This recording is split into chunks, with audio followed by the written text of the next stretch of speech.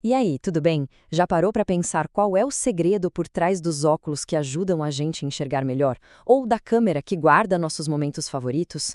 Hoje a gente vai desvendar a ciência por trás das lentes esféricas e descobrir como esses pedacinhos de vidro ou plástico moldam o jeito que a gente vê o mundo. Vamos nessa?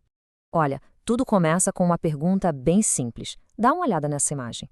Uma gota d'água em cima de uma pena, ela está agindo como uma lente, ampliando os traços que estão embaixo dela. Mas como? O que está acontecendo aí? É exatamente esse o mistério que a gente vai resolver hoje. Então, voltando para nossa gota d'água. O segredo dela é que ela se comporta como a grande estrela da nossa história, a lente. E qual é o superpoder de uma lente? É essa capacidade incrível de dobrar, de desviar os raios de luz de um jeito muito preciso. Em essência, uma lente é um objeto transparente com uma única missão: usar um fenômeno chamado refração para criar imagens. E o que é refração? É simplesmente o que acontece quando a luz muda de caminho ao passar de um lugar para o outro, tipo do ar para o vidro. E é o formato curvo da lente que vai ditar exatamente como essa luz vai ser desviada. E basicamente existem duas personalidades de lentes que a gente consegue identificar só pelo formato. Uma que gosta de juntar a luz e outra que prefere espalhar. Vamos ver como é que isso funciona? De um lado, a gente tem as lentes de bordas finas. Pensa nelas como sendo mais gordinhas no meio. Do outro lado, as lentes de bordas espessas, que são ao contrário, mais finas no centro. Essa pequena diferença no formato muda completamente o jeito que elas se comportam. E essa imagem aqui ilustra isso perfeitamente. A lente de bordas finas, à esquerda, pega os raios de luz que vêm paralelos e faz eles convergirem, ou seja, se encontrarem num ponto só. Já a de bordas espessas, à direita, faz exatamente o oposto. Ela diverge, ela espalha os raios de luz. Uma junta, a outra espalha. Simples assim. Ok, então a gente já sabe que as lentes manipulam a luz. Agora vamos para a parte mais legal. Como é que essa manipulação toda cria as imagens que a gente vê, desde uma letrinha ampliada até a foto que a gente tira? O exemplo mais clássico de uma lente convergente é a lupa, né? Quando a gente coloca um objeto bem pertinho dela, a lente cria o que a gente chama de imagem virtual, ou seja, uma imagem que parece que está ali, mas que não dá para projetar numa parede. O resultado é o que a gente conhece, uma imagem maior e do lado certo. Mas essa mesma lente convergente tem um outro truque na manga. Se o objeto for colocado mais longe, ela consegue criar uma imagem real. E essa sim, diferente da virtual, dá para projetar e capturar numa superfície, como o sensor de uma câmera ou a tela de um cinema.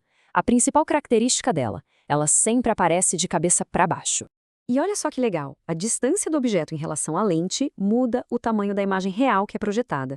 Se está mais longe, a imagem fica menor. Se está mais perto, a imagem fica maior. É exatamente esse princípio que faz o zoom de um projetor funcionar. Esse quadro aqui resume tudo direitinho. Ele mostra como a posição do objeto em relação a pontos-chave da lente, como o ponto focal F, que é para onde a luz se junta, e o centro de curvatura C define o resultado final. Dependendo de onde a gente coloca o objeto, a mesmíssima lente convergente pode funcionar como uma câmera, criando uma imagem menor, como um projetor, gerando uma imagem maior, ou como uma lupa, que também aumenta o que a gente está vendo. E a lente divergente é aquela que espalha a luz? Bom, ela é bem mais previsível. Não importa onde o objeto esteja, ela sempre vai criar o mesmo tipo de imagem, virtual, na posição certa e menor. Pensa naquele olho mágico da porta de casa, que dá uma visão bem ampla do lado de fora, só que tudo pequenininho.